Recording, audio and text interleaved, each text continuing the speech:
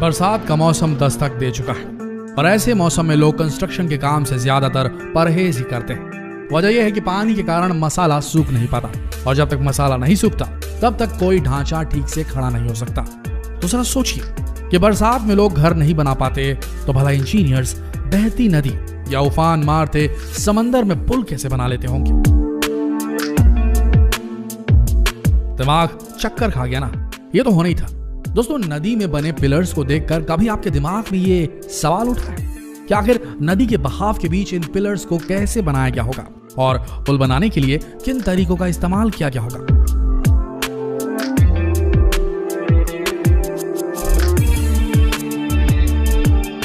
अगर ये सवाल आपको परेशान कर रहे हैं तो आपके तमाम सवालों का जवाब हमारे इस वीडियो में छिपा है। अंत तक बने रहिए।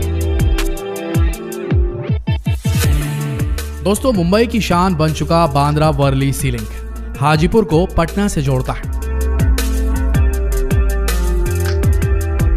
गंगा नदी पर बना महात्मा गांधी सेतु, असम के तिनसुकिया में लोहित नदी पर बना भूपेन हजारिका सेतु, डिब्रूगढ़ में ब्रह्मपुत्र नदी पर बना बोगीबिल सेतु, भागलपुर बिहार में गंगा पर बना विक्रमशिला सेतु। लिस्ट काफी लंबी है।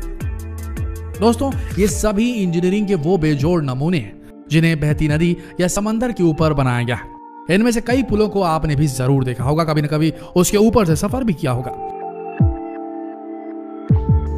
आपने कभी गौर किया होगा कि ये सभी पुल नदी या समंदर के पिलर्स के सहारे टिके रहते हैं। लेकिन क्या आपने कभी सोचा है कि आखिर वो कौन सी ट्रिक है जिसकी मदद से पानी के भीतर इन पिलर्स को खड़ा किया जाता है, जो अपने ऊपर लाखों टन वजनी पुल का भार उठाए रहते हैं? रोजाना हजारों लाखों टन गाड़ियों का बोझ बिना उफ किए सहते रहते हैं। चलिए जवाब हम आपको देते हैं कि आखिर बहती नदी के बीच इन पुलों को कैसे बनाया जाता है।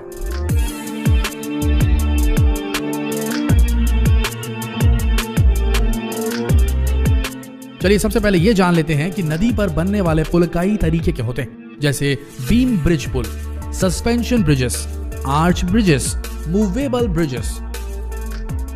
दोस्तों, इंजीनियरिंग डिजाइन के बेस पर ब्रिज को कई कैटेगरीज में बांटा जा सकता है। ब्रिज का कंस्ट्रक्शन भी लोकेशन के आधार पर किया जाता है, यानी एक ही टाइप का ब्रिज हर लोकेशन पर बनाना पॉसिबल नहीं, इसलिए जगह के हिसाब से ही ब्रिज बनाए जाते हैं। आमतौर पर पानी के ऊपर ब्रिज बनाना जमीन पर पुल बनाने से कहीं ज्यादा मुश्किल होता है।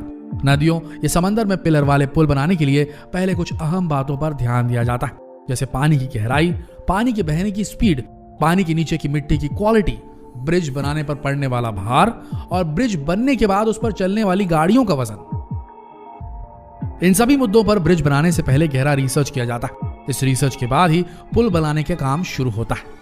ऐसा नहीं है कि नींव डालने का काम सिर्फ इमारत बनाने के दौरान ही होता है। दरअसल पानी पर पुल बनाने के लिए भी नींव डाली जाती है और पूरे प्रोजेक्ट के आधार पर नींव को लेकर भी पहले ही प्लान बना लिया जाता है। वैसे पानी के बीच में रखी जाने वाली नींव को कॉफर डैम कहते हैं।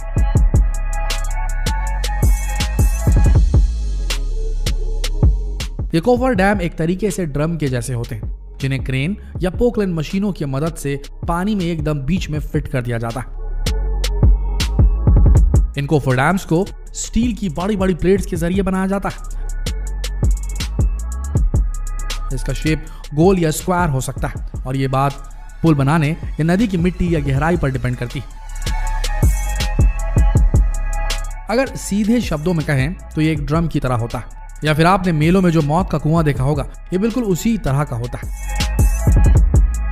आमतौर पर कॉफर डैम काफी मजबूत होता है, जिसे स्टील से बनाया जाता है। सबसे पहले इसे पानी के बीच में रख दिया जाता है, जिससे पानी इसके आसपास से तो बहता रहता है लेकिन इसके अंदर नहीं जा पाता। जैसे किसी ग्लास में एक स्ट्रॉ को रख दिया गया हो, हालांकि बाद में इसमें से पानी जो भर जाता है उसे बाहर निकाल दिया जाता है और इस कॉफर डैम में नीचे की मिट्टी दिखाई देने लगती है। इसके बाद ही वहां पिलर बनाने का काम शुरू होता है। इसके अंदर जाकर इंजीनियर्स काम करते हैं और फिर सबसे पहले मजबूत पिलर खड़ा किया जाता है। फिर पिलर बनने के बाद ब्रिज का बाकी काम शुरू होता है।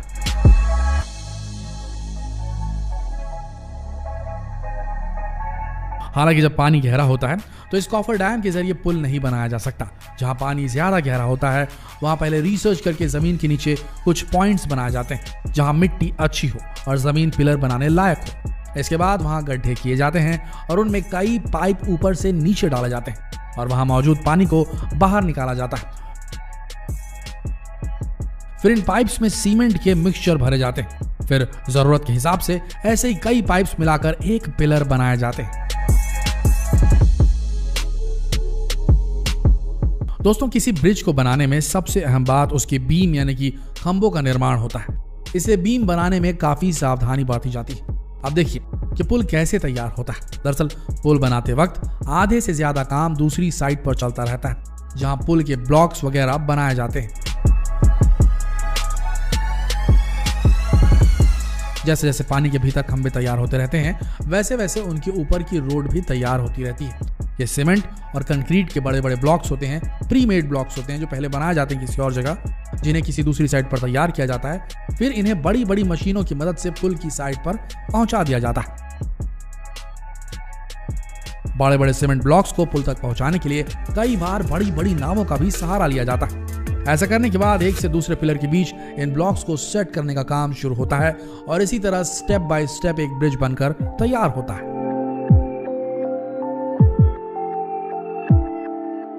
दोस्तों, अगर आप सोच रहे हैं कि कोई ब्रिज बन गया मतलब अब काम खत्म, तो ऐसा बिल्कुल नहीं है। किसी भी ब्रिज को एक तय वक्त के लिए ही बनाया जाता है, जैसे 100 साल या 150 साल। इसके बाद वो ब्रिज किसी काम का नहीं रहता। ब्रिज को समय समय पर रखरखाव की भी जरूरत पड़ती है। ऐसा नहीं है कि एक बार बनाने के बाद उसे कभी चेक नहीं किया जाता। ब्रिज की मजबूती का पता लगाने के लिए कई सारे इंस्ट्रूमेंट्स इस्तेमाल में लाए जाते हैं, जैसे मैग्नोमीटर, पायोमीटर और इंफ्रारेड थर्मोग्राफी। इनमें इंफ्रारेड थर्मोग्राफी तो ऐसी डिवाइस है जिसकी मदद से कंक्रीट के बीच बने गड्ढों का भी पता लगाया जा सकता है। लिहाजा इसकी मदद से समय समय पर ब्रिज के खंभों की जांच आसानी से हो जाती है और अगर कहीं कोई गड़बड़ी मिलती है तो उसे वक्त रहते दुरुस्त कर लिया जाता है।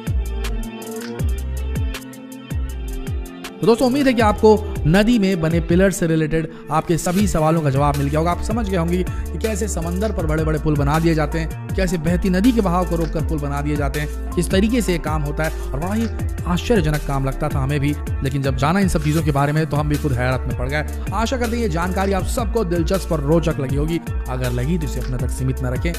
जितना हो सके इस रोचक जानकारी को शेयर करें फेसबुक पर, व्हाट्सएप पर, यूट्यूब पर, ताकि लोग इस जानकारी को प्राप्त कर सके आसानी से। मिलते हैं अगले वीडियो में, तब तक के लिए आप सबका इस वीडियो के अंत तक बने रहने के लिए दिल से धन्यवाद।